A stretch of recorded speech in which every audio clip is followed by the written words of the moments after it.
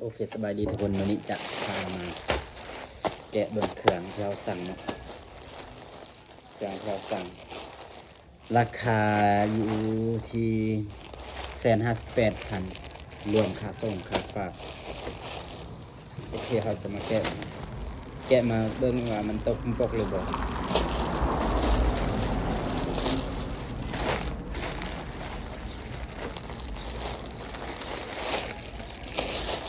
มีซ่องพื้นทุกคนสีดำสีเทาเขาจะมาเบิ่งสีดำกันนะ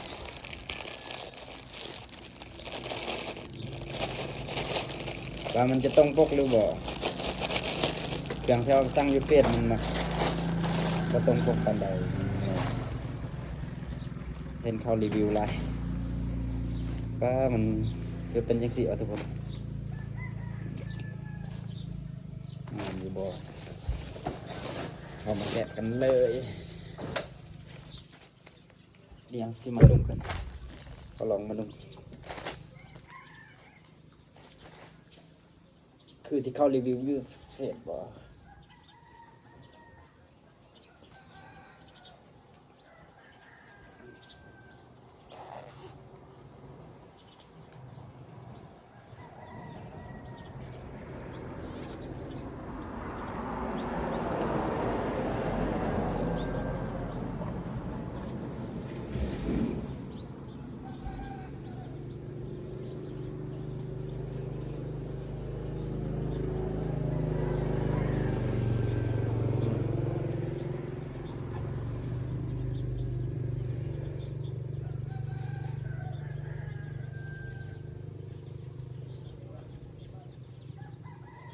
ก็ถือว่าโอเคอยู่เสื้อนี่นะ